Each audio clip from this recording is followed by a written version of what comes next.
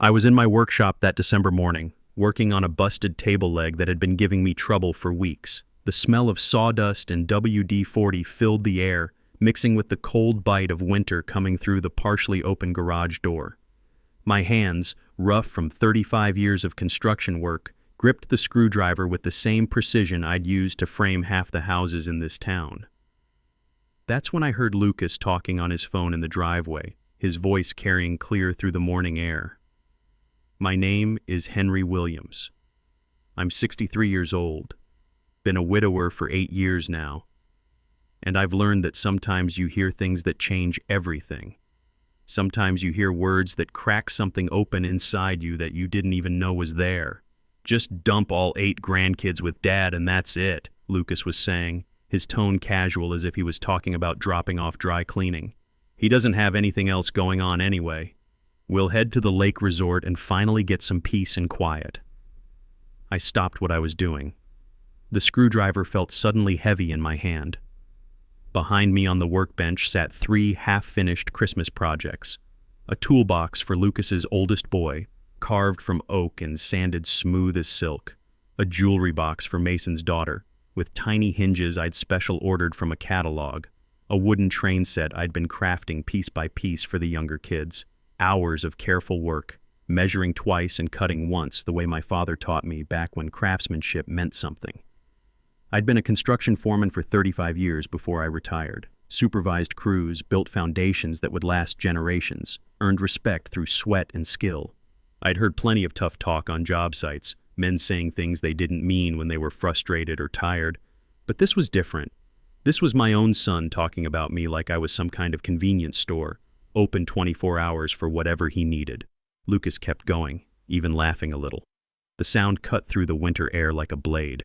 Mason already booked the cabin up north. 2 families, 4 days without any responsibilities. Sophia and Isabella are totally on board. They figure Dad has experience with kids. He knows how to handle all 8 of them.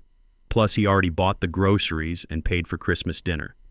We just show up on the 25th, eat, open presents, and we're golden. Perfect.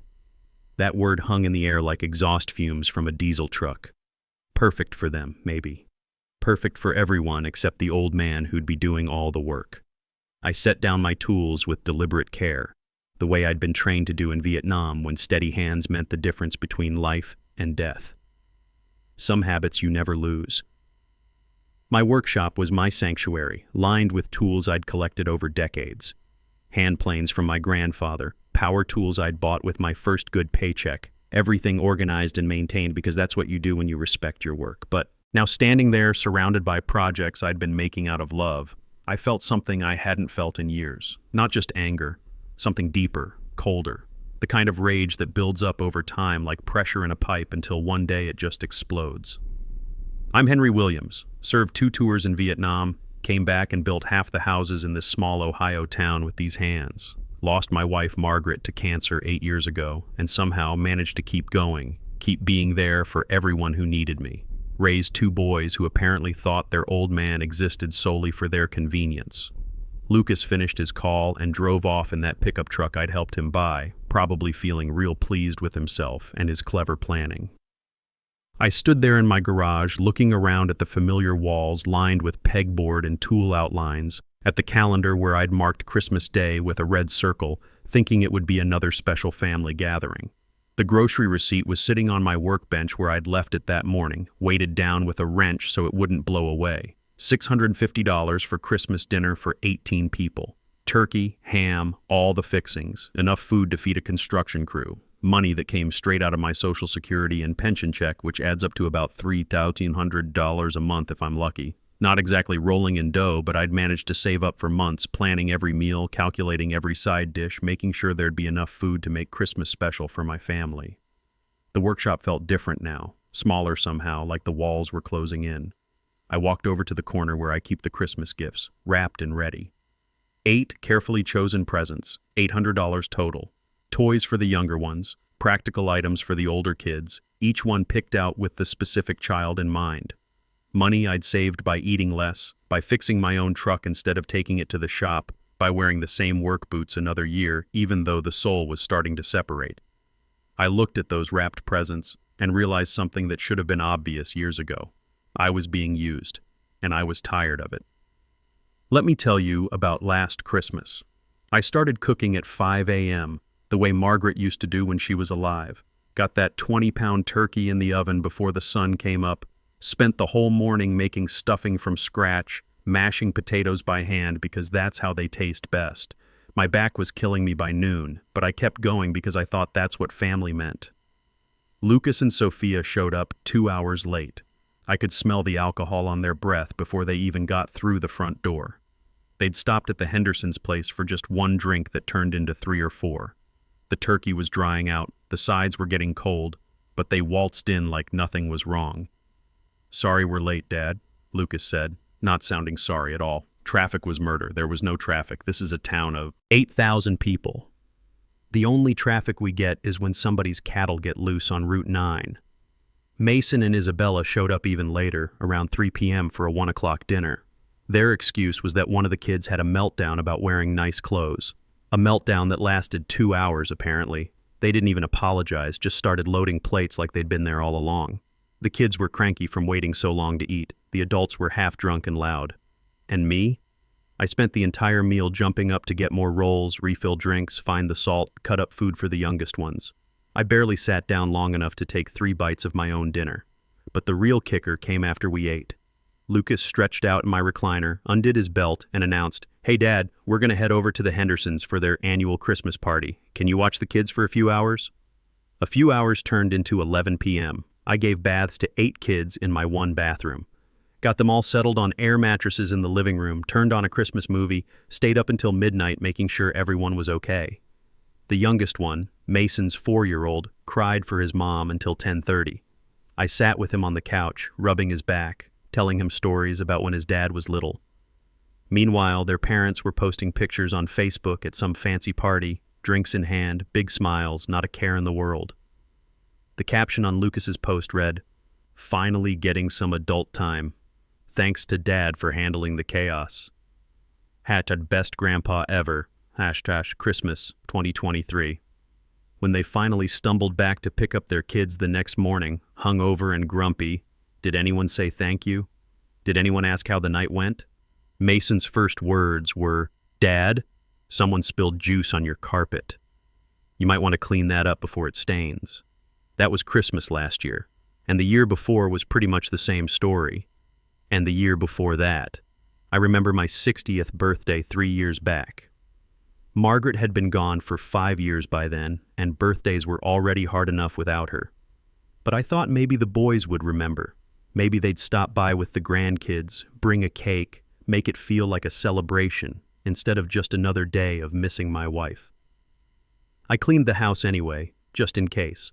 Bought a cake from Miller's Bakery, chocolate with vanilla frosting, the kind Margaret used to make from scratch. I even bought vanilla ice cream and those little candles you put on birthday cakes, feeling foolish about it but holding on to hope. I waited all day. Made a pot of coffee around 2 p.m. in case anyone showed up for an afternoon visit. Sat on the front porch until dinner time, watching cars drive by, waiting for one of them to turn into my driveway. Around 6 p.m., I finally got a text from Lucas. "Happy birthday, Dad. Sorry we couldn't make it over today. Kids had soccer practice, and Sophia promised we'd go to her sister's for dinner. Rain check?"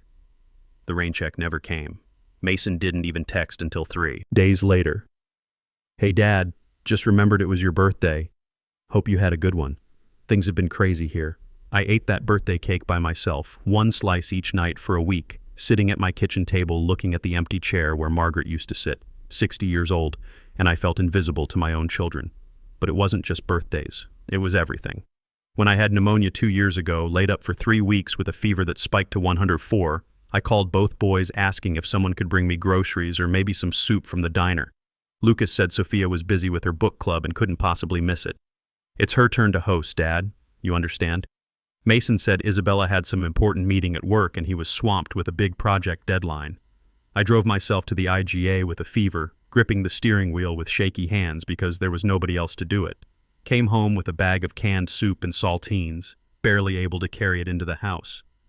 Yet every time they needed something, and they always needed something, I was expected to drop everything, watch the kids while we go to dinner.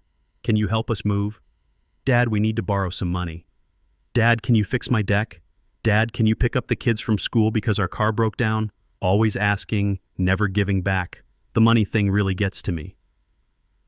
2 years ago, Mason came to me in a panic, said he owed some contractor $1,500 for work on his kitchen, and the guy was threatening to put a lien on his house. Mason stood right here in this workshop, looking around at my tools like he was calculating their worth. Dad, I'm in a real bind here, he said, hands stuffed deep in his pockets. I know you don't have much, but if you could help me out just this once, I swear I'll pay you back in 3 months when my bonus comes through, $1,500. That was nearly half my savings account, money I'd been setting aside for emergencies or maybe a small vacation. Something Margaret and I never got to take because we were always putting the kids first. But looking at my son's worried face, remembering how I'd taught him to swing a hammer in this very garage when he was 12 years old, I couldn't say no. I wrote him a check that day. 3 months passed. 6 months. A year. Every time I brought it up, Mason had an excuse. Money's tight right now with the kids' activities. Isabella's car needed major repairs. We're trying to build up our emergency fund first. Finally, I worked up the courage to ask directly, "Son, about that $1,500 I loaned you?" He looked at me like I'd asked him to donate a kidney. "Dad, I thought that was just, family helping family. You're my father. I didn't think you expected me to pay it back." Family helping family. Funny how that only seemed to work in one direction. And it wasn't just money. Last spring, Lucas called me on a Saturday morning, woke me up at 6 a.m. because he knew I'd be awake. 20 years of getting up early for construction work. Old habits die hard. "Dad, we've got a situation," he said. "No hello or how are you? Sophia's mom fell and broke her hip. We need to drive down to Columbus to help out, but we can't take the kids. Can you watch them for the weekend? Not would you mind, or if you're not busy, can you?" Like it wasn't even a question. I had plans that weekend. Owen Mitchell, my army buddy, was coming over to help me rebuild the engine in my old Chevy. We'd been planning it for weeks, ordered parts, set aside the whole Saturday. But family comes first, right? That's what Margaret always said. So I canceled on Owen, apologized for the short notice, and spent 2 days chasing around 3 kids under 10. Lucas and Sophia didn't get back until Sunday night, and when they did, they looked relaxed and rested. Turned out they'd made a whole weekend of it, stayed in a nice hotel, went out for fancy dinners. "Thanks, Dad," Lucas said as he loaded the kids into his car. "You're a lifesaver." The kids were great, I hope? I didn't tell him about the trip to urgent care when his youngest fell off my porch steps and needed 4 stitches. Didn't mention that I'd spent $80 of my own money on groceries to feed them. Didn't say that my back was killing me from sleeping on the couch so the kids could have my bed. Just smiled and waved as they drove away. That's been my life for 8 years. Ever since Margaret died and the boys decided their old man didn't have anything better to do than solve their problems. Before she got sick, things were different. Margaret had a way of keeping everyone in line without making it feel like work. The boys called regularly, visited without needing favors, treated us like parents instead of employees. But after the funeral, after the casseroles stopped coming and the sympathy cards got put away, something changed. Maybe they figured I needed to stay busy. Maybe they thought being useful would help with the grief. Or maybe they just got comfortable with having a free babysitter and handyman on call 24 hours a day. I walked around my workshop, touching the tools that had shaped my life. This DeWalt circular saw that helped me build Lucas's treehouse when he was 8, the level that taught both boys the importance of getting things straight the first time. The workbench where I'd shown them how to measure twice and cut once, how to respect good tools and take pride in craftsmanship. When had they stopped respecting me the same way? I picked up the jewelry box I'd been making for Mason's daughter. Walnut wood, hand-cut joints, brass hinges that cost me $25 because I wanted it to be perfect. Hours and hours of careful work, sanding it smooth as silk because I thought that's how you showed love. But love without respect isn't love, it's just labor. I set the jewelry box back down and walked to the house. It was time to make some changes. I sat down at my kitchen table and stared at that grocery receipt. The numbers seemed to blur together for a moment, not from bad eyesight, but from something else, maybe anger, maybe just plain exhaustion from years of this nonsense. $650 for Christmas dinner.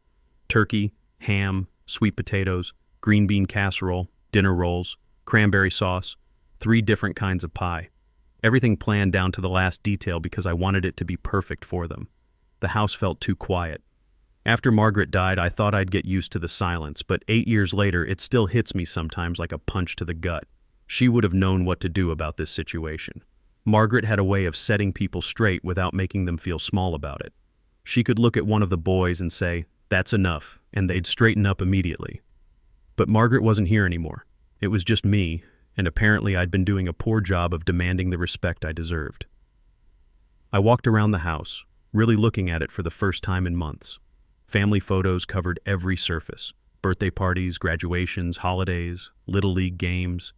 In every single picture, there I was, always present, always helping, always in the background making sure everything ran smooth. But when was the last time anyone had taken a picture of just me? When was the last time I'd been the center of attention instead of the guy serving the food or watching the kids? There was one photo that really stopped me cold. Lucas's wedding 5 years ago. The whole family gathered on the church steps, everyone dressed up and smiling. But where was I? Off to the side, barely in the frame, holding Isabella's crying baby because she didn't want him ruining the formal photos. Even on my son's wedding day, I was the help. I picked up that photo and studied it closer. Lucas looked happy, handsome in his rented tuxedo. Sophia was beautiful in her white dress, flowers in her hair. Mason stood proud as best man. The grandkids who were old enough were all dolled up in their Sunday clothes. And me? Half cut out of the picture, bouncing a screaming infant while everyone else posed. That's when something clicked in my brain. Not anger this time, something colder and more permanent. A decision. I walked to the phone hanging on the kitchen wall, the same avocado green rotary phone Margaret and I bought when we first moved into this house 40 years ago. My fingers knew Owen Mitchell's number by heart.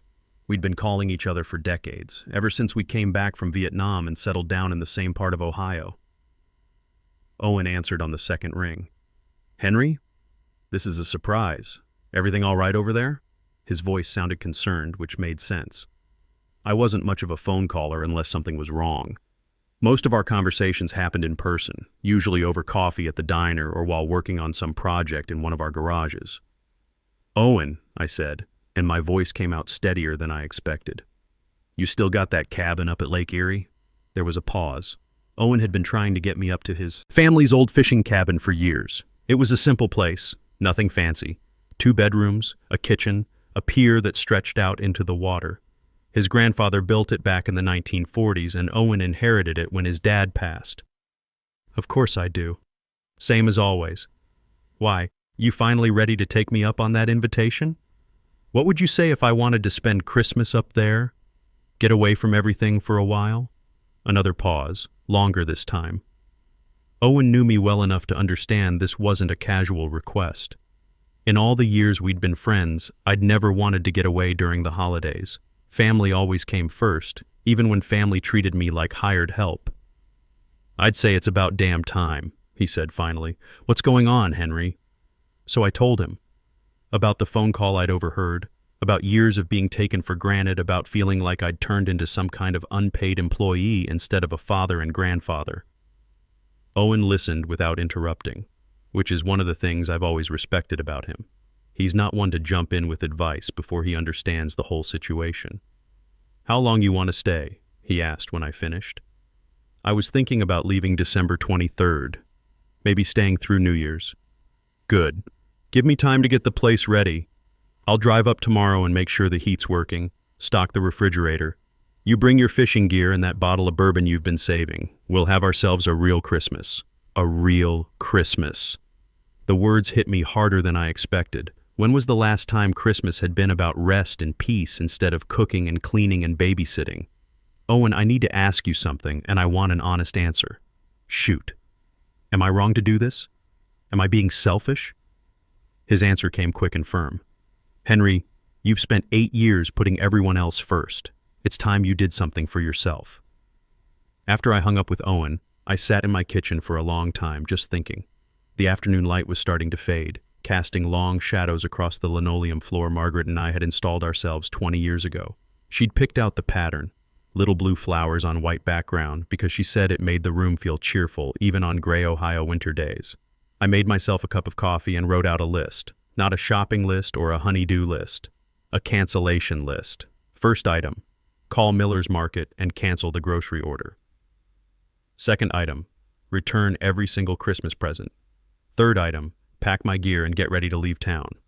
The grocery store wouldn't be open until 8 a.m. tomorrow, but I could start with the gifts tonight.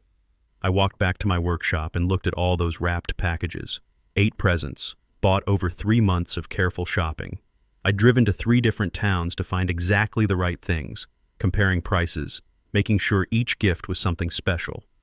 For Lucas's oldest boy, a Craftsman tool set, kid's 12 now, old enough to learn how to fix things with his hands instead of just throwing them away when they break. I'd spent 2 hours at Sears, comparing different sets, reading reviews online at the library because I don't have internet at home. For Mason's daughter, that art supply kit with the wooden case. She's always drawing, covering every scrap of paper in the house with horses and princesses. Isabella mentioned once that she was running out of good colored pencils, so I found this set with 64 different colors and real artist paper. Each present had a story like that. Each one represented hours of thought, careful planning, money saved from my monthly budget. I'd eaten more canned soup and bologna sandwiches than I care to count, just so I could afford to make Christmas special for them. I started unwrapping them, peeling the tape off carefully so I could return them in sellable condition. With each box, I felt something loosening in my chest, something that had been wound tight for years. The tool set went back in its original packaging. The art supplies, the building blocks, the books, everything went back into bags and boxes. By the time I finished, it was dark outside and my kitchen table was covered with returned merchandise. I thought about other Christmases, other years of the same pattern.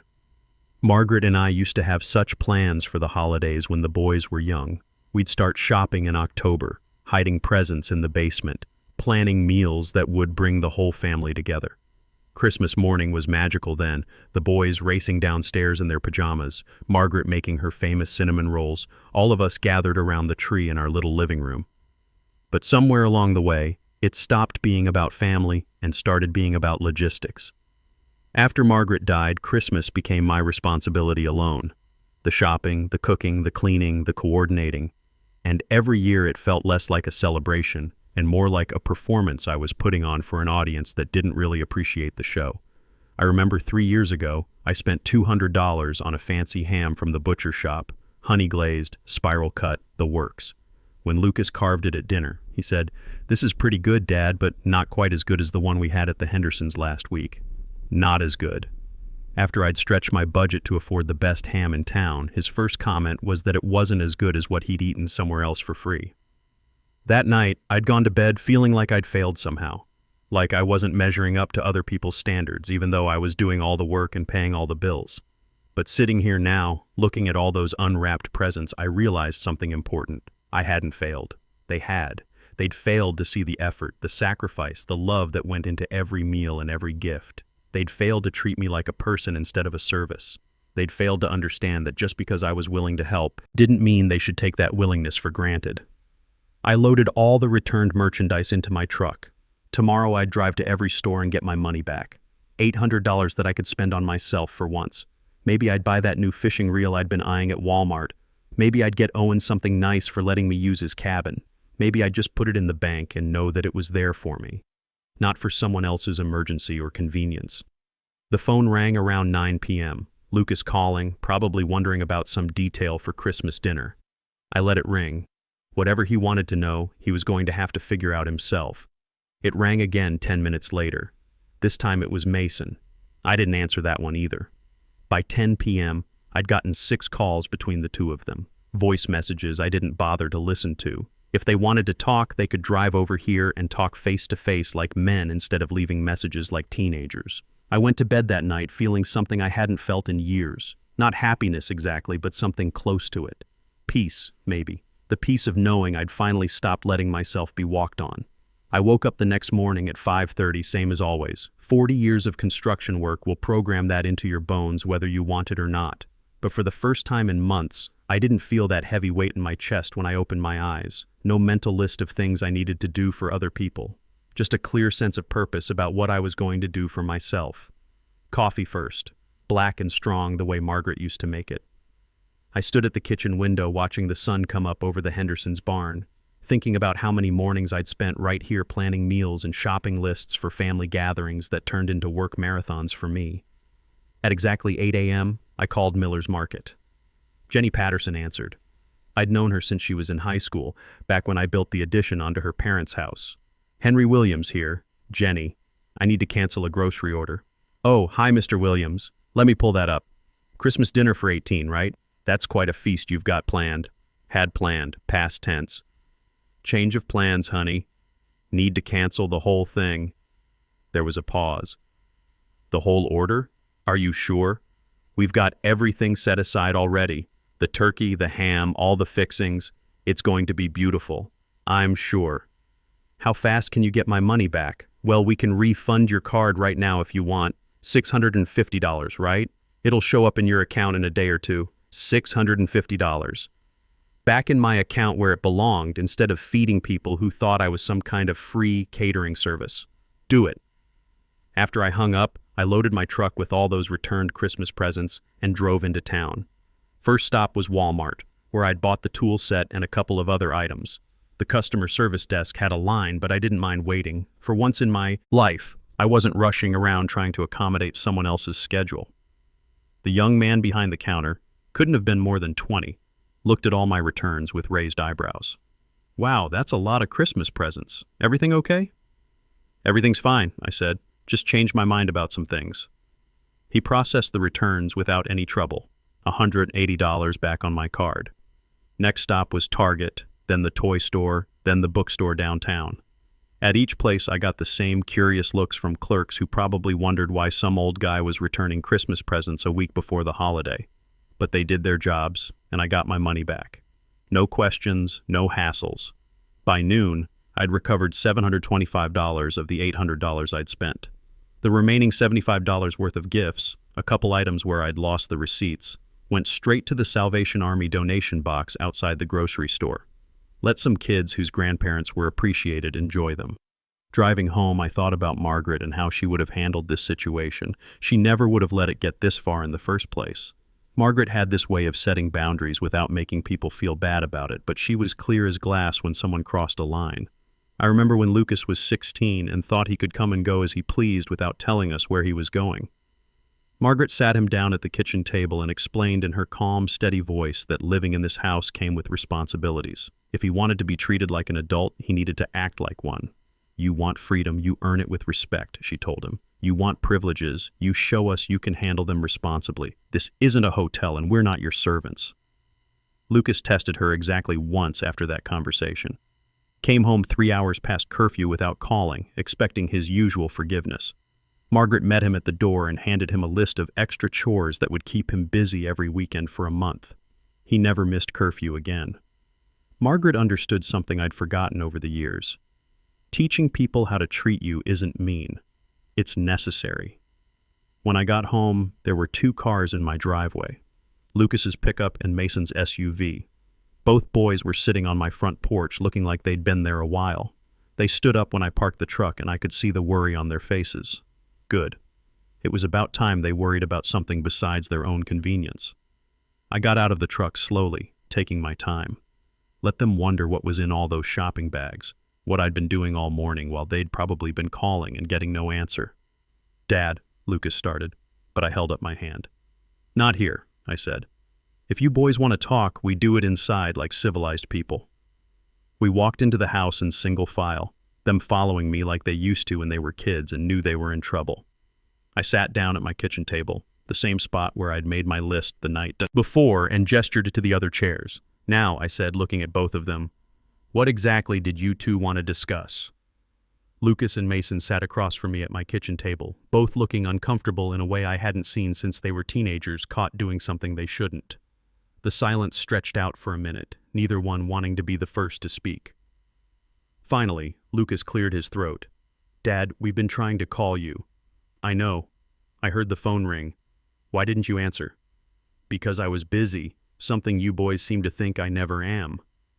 Mason shifted in his chair, looking around the kitchen like he was seeing it for the first time. His eyes landed on the empty spot where the Christmas presents used to be stacked. "Dad, where are all the gifts?" "And we stopped by Miller's Market this morning to grab some beer for Christmas dinner. Jenny said you canceled the whole grocery order?" I leaned back in my chair and studied both of my sons. Lucas, 34 years old, wearing a polo shirt that probably cost more than I spend on clothes in 6 months. Mason, 32, with that worried expression he gets when he's afraid he might have to solve a problem himself. That's right. Canceled everything. But why? Lucas's voice had that whining edge it used to get when he was 10 years old and didn't get his way. "Christmas is in 3 days. What are we supposed to do? We? There is no we in this situation, son. There's you and your family and Mason and his family and me. 3 separate groups of people who need to make their own arrangements." Mason leaned forward.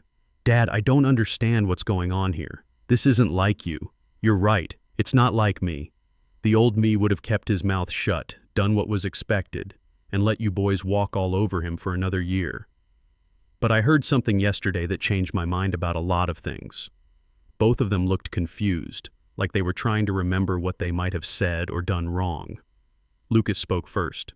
"What do you mean you heard something?" "I heard your phone conversation yesterday morning about dumping all 8 grandkids with me while you and Mason take your families on vacation." The blood drained out of Lucas's face so fast I thought he might pass out. Mason just stared at me with his mouth slightly open. "Dad, You what? You didn't mean it? You were just joking around?" I kept my voice level, the same tone I used to use when explaining safety procedures to new guys on construction sites. Calm, but firm, because it didn't sound like a joke to me. It sounded like you two had my whole Christmas planned out without bothering to ask me. Lucas tried to recover. "We just assumed you'd want to spend Christmas with the grandkids. You love having them here. I do love my grandchildren. What I don't love is being treated like hired help. What I don't love is finding out that my Christmas plans were decided for me while my own sons went off to have a good time." Mason finally found his voice. "Dad, we would have asked..." "When? When exactly were you going to ask? Christmas Eve when you dropped them off? Christmas morning when you didn't show up?"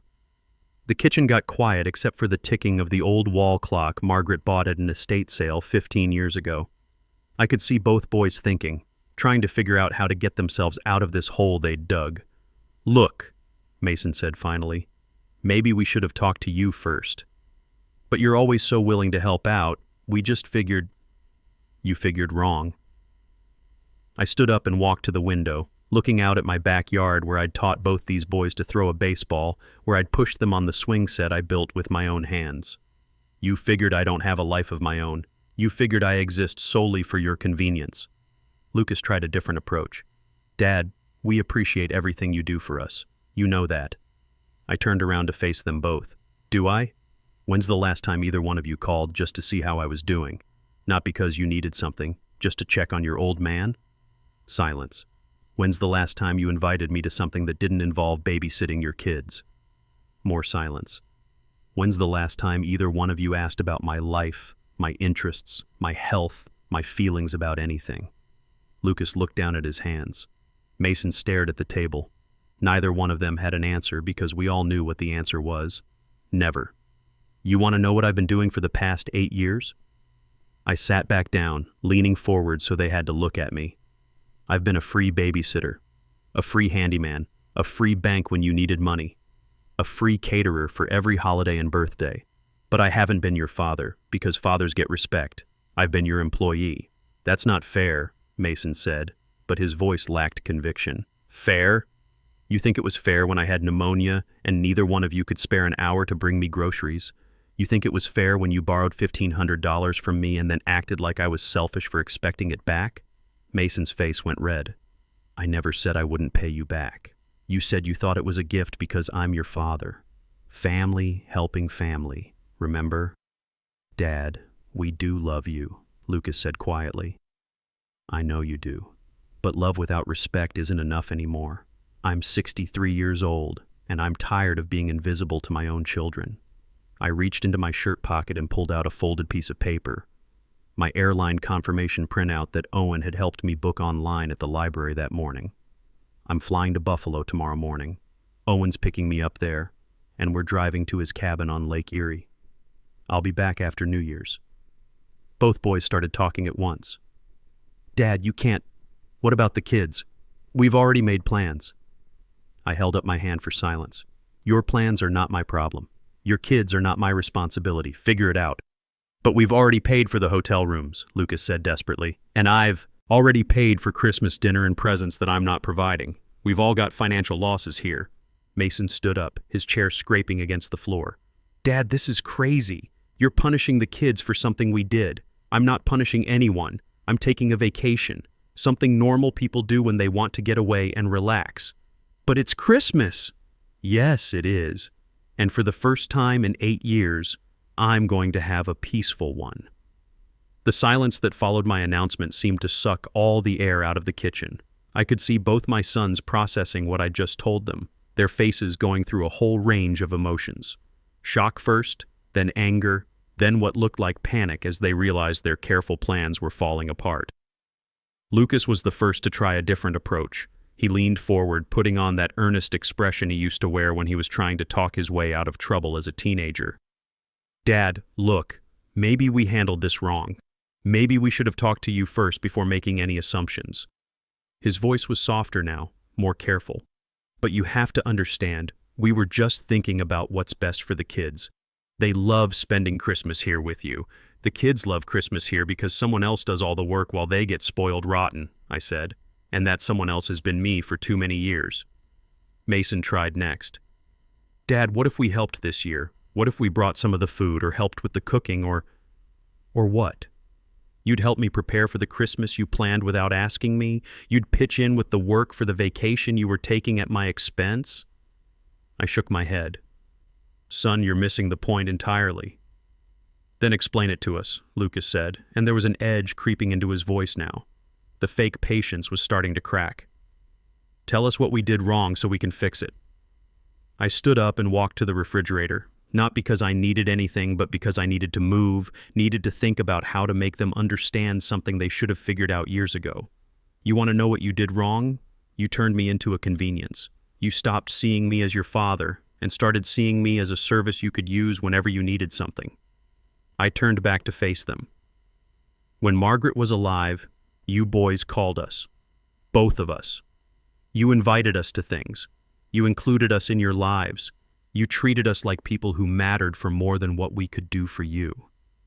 The mention of their mother hit them hard. I could see it in their faces, that quick flash of pain that still came whenever we talked about Margaret. She'd been the heart of this family, the one who kept us all connected in ways that mattered. "After she died," I continued, "I think you boys figured I needed to stay busy. Maybe you thought keeping me involved with your families would help with the grief. But somewhere along the way, being involved turned into being used. We never meant for it to feel that way," Mason said quietly. "But it does feel that way. It has for years. And instead of saying something, instead of standing up for myself, I just kept going along with it, because I didn't want to lose you boys too." Lucas looked confused. "Lose us? Dad, that's crazy. We're not going anywhere, aren't you? When's the last time you came here when you didn't need something? When's the last time we just spent time together? Just talking, just being family?" Both boys looked uncomfortable now, shifting in their chairs, avoiding eye contact. They knew I was right, but admitting it would mean acknowledging how far our relationships had drifted from what they should be. "This is different, though," Lucas said, trying to get back on track. "This is Christmas. This is about family tradition." "Whose tradition?" "Because I don't remember anyone asking me if I wanted to start a tradition where I do all the work while everyone else has fun." Mason tried a different angle. "Dad, what about the kids? They're going to be devastated if they don't get to spend Christmas with Grandpa." There it was, the guilt card, the one weapon they always pulled out when logic wasn't working. Use the grandchildren as leverage, make me feel like a selfish old man for wanting some respect. "The kids will be fine," I said. "Kids are resilient. They'll have Christmas with their parents the way kids are supposed to. But they're expecting what you told them to expect. You created this situation, you can explain it to them." Lucas was getting frustrated now. I could see the anger building behind his eyes, the same look he used to get when he was 15 and didn't get his way. "So what? You're just abandoning your family? You're just walking away from your responsibilities? My responsibilities? The word came out harder than I intended. Son, my responsibility was to raise you boys to be good men. I did that job. My responsibility was to provide for my family. I did that for 35 years. My responsibility was to be there when you truly needed me. I've done that every single time.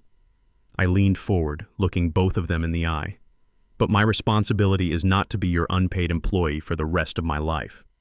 My responsibility is not to sacrifice my own dignity so you can have convenient childcare.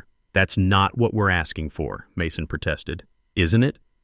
Because that's exactly what you planned. Dump the kids with Dad, go have fun. Come back when the work is done. How is that different from hiring a babysitter, except that you don't have to pay me? The kitchen got quiet again. Outside, I could hear the Hendersons' dog barking and the sound of a car driving past. Normal sounds of a normal day, but nothing felt normal anymore. Everything had changed, and we all knew it. So what happens now? Lucas asked finally. Now you boys figure out how to take care of your own families. Cancel your hotel reservations, or take the kids with you, or hire someone to watch them. I don't care what. You decide. But it's your decision to make. And if we can't accept this, Mason asked. His voice was quiet, but there was a challenge in it. Then I guess we'll find out how much our relationship really means to you, I said.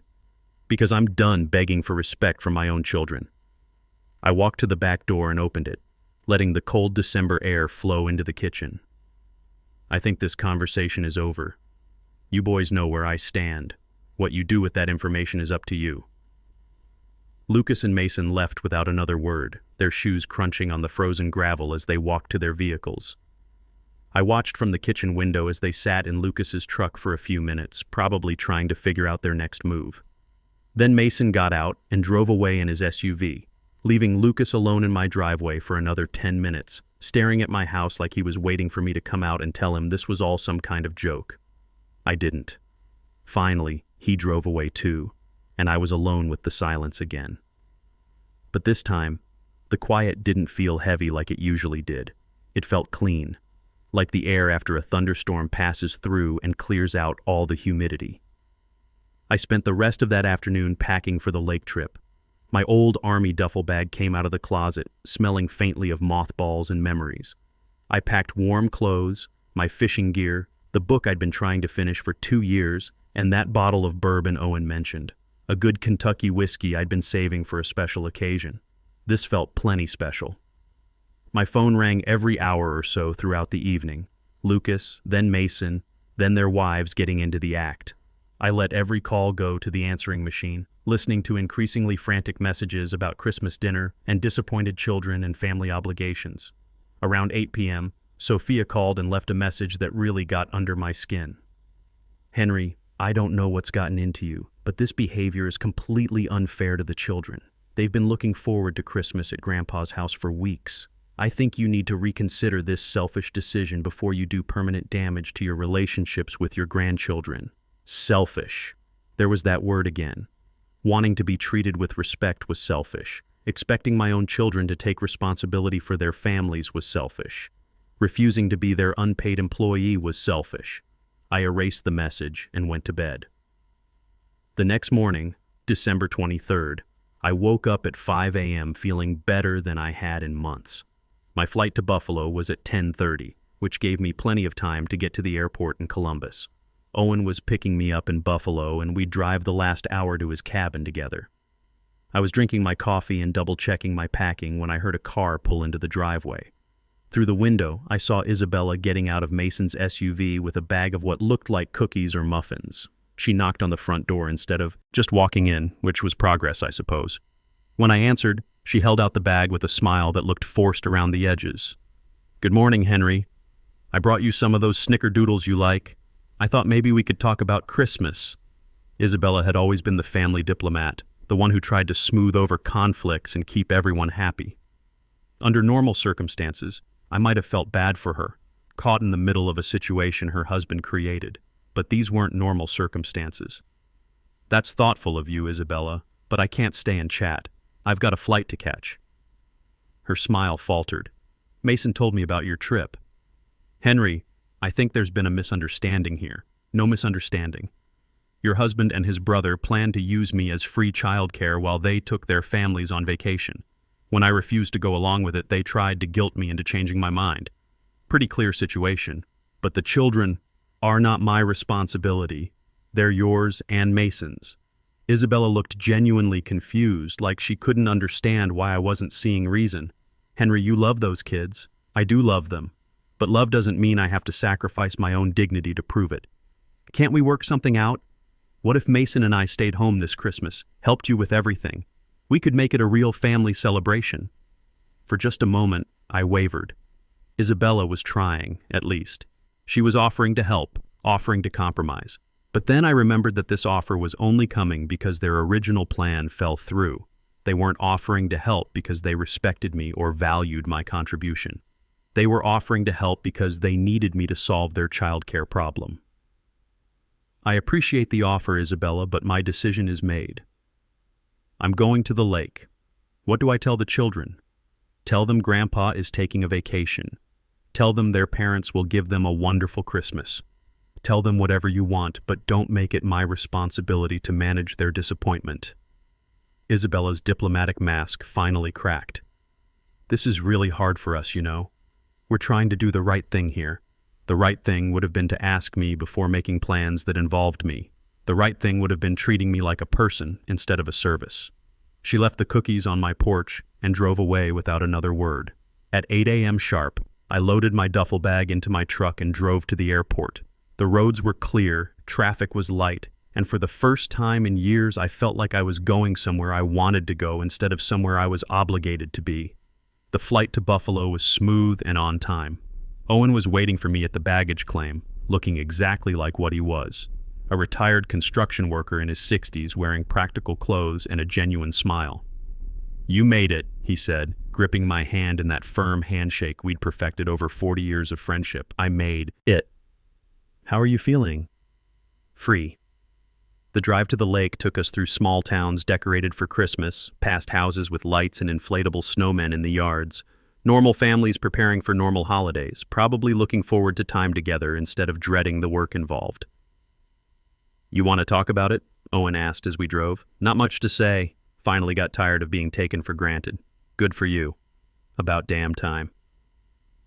Owen's cabin sat right on the shore of Lake Erie, surrounded by bare trees and winter quiet. It was simple but comfortable. 2 bedrooms, a kitchen, a living room with a stone fireplace, and a pier that stretched out into water so still it looked like glass. Perfect. Lucas and Mason left without another word, their shoes crunching on the frozen gravel as they walked to their vehicles. I watched from the kitchen window as they sat in Lucas's truck for a few minutes, probably trying to figure out their next move. Then Mason got out and drove away in his SUV, leaving Lucas alone in my driveway for another 10 minutes, staring at my house like he was waiting for me to come out and tell him this was all some kind of joke. I didn't. Finally, he drove away too, and I was alone with the silence again. But this time, the quiet didn't feel heavy like it usually did. It felt clean, like the air after a thunderstorm passes through and clears out all the humidity. I spent the rest of that afternoon packing for the lake trip. My old army duffel bag came out of the closet, smelling faintly of mothballs and memories. I packed warm clothes, my fishing gear, the book I'd been trying to finish for 2 years, and that bottle of bourbon Owen mentioned, a good Kentucky whiskey I'd been saving for a special occasion. This felt plenty special. My phone rang every hour or so throughout the evening. Lucas, then Mason, then their wives getting into the act. I let every call go to the answering machine, listening to increasingly frantic messages about Christmas dinner and disappointed children and family obligations. Around 8 p.m., Sophia called and left a message that really got under my skin. "Henry, I don't know what's gotten into you, but this behavior is completely unfair to the children. They've been looking forward to Christmas at Grandpa's house for weeks. I think you need to reconsider this selfish decision before you do permanent damage to your relationships with your grandchildren." Selfish. There was that word again. Wanting to be treated with respect was selfish. Expecting my own children to take responsibility for their families was selfish. Refusing to be their unpaid employee was selfish. I erased the message and went to bed. The next morning, December 23rd, I woke up at 5 a.m. feeling better than I had in months. My flight to Buffalo was at 10:30, which gave me plenty of time to get to the airport in Columbus. Owen was picking me up in Buffalo, and we'd drive the last hour to his cabin together. I was drinking my coffee and double-checking my packing when I heard a car pull into the driveway. Through the window, I saw Isabella getting out of Mason's SUV with a bag of what looked like cookies or muffins. She knocked on the front door instead of just walking in, which was progress, I suppose. When I answered, she held out the bag with a smile that looked forced around the edges. "Good morning, Henry. I brought you some of those snickerdoodles you like. I thought maybe we could talk about Christmas." Isabella had always been the family diplomat, the one who tried to smooth over conflicts and keep everyone happy. Under normal circumstances, I might have felt bad for her, caught in the middle of a situation her husband created. But these weren't normal circumstances. "That's thoughtful of you, Isabella, but I can't stay and chat. I've got a flight to catch." Her smile faltered. "Mason told me about your trip. Henry, I think there's been a misunderstanding here." "No misunderstanding. Your husband and his brother planned to use me as free childcare while they took their families on vacation. When I refused to go along with it, they tried to guilt me into changing my mind. Pretty clear situation. But the children are not my responsibility. They're yours and Mason's." Isabella looked genuinely confused, like she couldn't understand why I wasn't seeing reason. "Henry, you love those kids. I do love them. But love doesn't mean I have to sacrifice my own dignity to prove it. Can't we work something out? What if Mason and I stayed home this Christmas, helped you with everything? We could make it a real family celebration." For just a moment, I wavered. Isabella was trying, at least. She was offering to help, offering to compromise. But then I remembered that this offer was only coming because their original plan fell through. They weren't offering to help because they respected me or valued my contribution. They were offering to help because they needed me to solve their childcare problem. "I appreciate the offer, Isabella, but my decision is made. I'm going to the lake." What do I tell the children? Tell them Grandpa is taking a vacation. Tell them their parents will give them a wonderful Christmas. Tell them whatever you want, but don't make it my responsibility to manage their disappointment. Isabella's diplomatic mask finally cracked. "This is really hard for us, you know. We're trying to do the right thing here. The right thing would have been to ask me before making plans that involved me. The right thing would have been treating me like a person instead of a service." She left the cookies on my porch and drove away without another word. At 8 a.m. sharp, I loaded my duffel bag into my truck and drove to the airport. The roads were clear, traffic was light, and for the first time in years I felt like I was going somewhere I wanted to go instead of somewhere I was obligated to be. The flight to Buffalo was smooth and on time. Owen was waiting for me at the baggage claim, looking exactly like what he was, a retired construction worker in his 60s, wearing practical clothes and a genuine smile.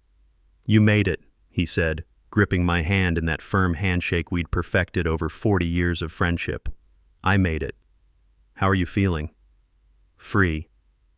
The drive to the lake took us through small towns decorated for Christmas, past houses with lights and inflatable snowmen in the yards. Normal families preparing for normal holidays, probably looking forward to time together instead of dreading the work involved. "You want to talk about it?" Owen asked as we drove. "Not much to say. Finally got tired of being taken for granted." "Good for you. About damn time." Owen's cabin sat right on the shore of Lake Erie, surrounded by bare trees and winter quiet. It was simple but comfortable. 2 bedrooms, a kitchen, a living room with a stone fireplace, and a pier that stretched out into water so still it looked like glass. Perfect.